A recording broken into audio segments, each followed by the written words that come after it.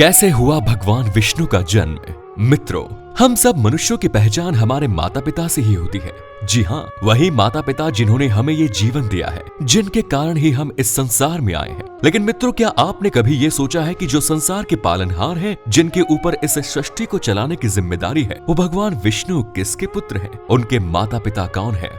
आज के इस वीडियो में हम आपको भगवान विष्णु की जन्म कथा बताएंगे और ये भी बताएंगे कि कैसे वो सृष्टि के पालनकर्ता बन गए। तो मित्रों, नमस्कार और स्वागत है आप सभी का एक बार फिर द डिवाइन टेल्स पर। वैसे तो हमारे शास्त्र ये कहते हैं कि ईश्वर वही है जो अजन्मा है, अमर है, अप्राकृत्य है, लेकिन फिर भी हमारे शास्त्रों में हर भगवान के जन्म से जुड़ी कथा भी उपलब्ध है। मान्यता है कि ब्रह्मा जी ने सृष्टि की रचना की, विष्णु पालन करता है और भगवान शिव संहार करता। सृष्टि निर्माण के वक्त भगवान सदाशिव ने विष्णु की उत्पत्ति की थी ताकि इस सृष्टि का सफलतापूर्वक संचालन हो सके।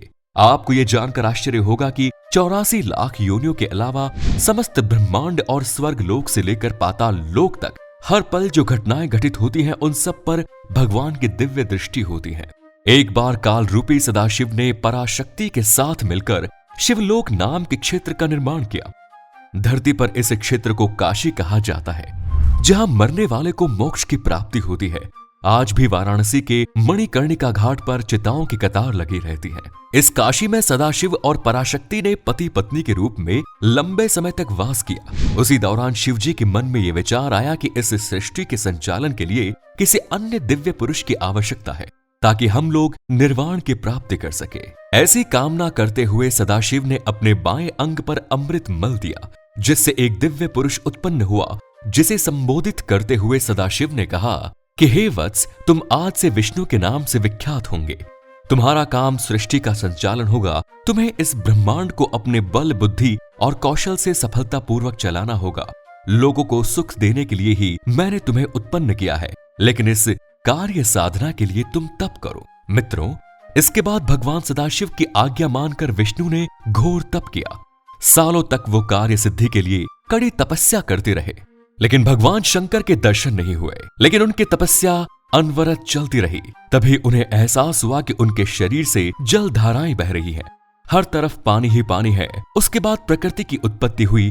फिर 3 गुण सत, रज और तम आए। उसके बाद शब्द, स्पर्श, रूप, रस और गंध की उत्पत्ति हुई। फिर पंचभूत बने और उसके बाद भगवान विष्णु का नाम नारायण पड़ गया। हालांकि जब भी भगवान विष्णु समेत सभी देवताओं को असुरों ने परेशान किया, तो वो भगवान सदाशिव के पास पहुंचे। खुद भगवान विष्णु भी असुरों का संहार करने और लोगों की सुरक्षा के लिए अब तक 23 बार अवतार ले चुके हैं। आप शायद उनके 10 अवतारों के बारे में ही जानते होंगे, लेकिन उन्होंने अब तक 23 अवतार लिए हैं और 24वां अवतार अब कलयुग में कल्कि के रूप में होने वाला है। शास्त्रों में वर्णित है कि संभल के विष्णु यशा नामक तपस्वी ब्राह्मण के घर भगवान कल्कि पुत्र के रूप में जन्म लेंगे। देवदत्त नामक सफेद घोड़े पर सवार होकर पापियों का संहार करेंगे और फिर से धर्म की स्थापना करेंगे। आपको ये जानकर हैरानी होगी कि 23 में से 2 अवतार अभी भी धरती पर जीवित है।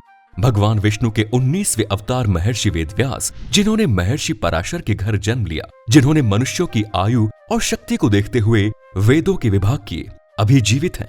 इन्होंने ही पांडवों को स्वर्ग यात्रा की सलाह दी थी। इसके अलावा भगवान विष्णु के 18वें अवतार महर्षि जमदग्नि के पुत्र परशुराम भी अभी जीवित हैं। इन्होंने अपने पिता ऋषि जमदग्नि की मृत्यु का बदला लेने के लिए इस धरती को 21 बार क्षत्रिय विहीन कर दिया था।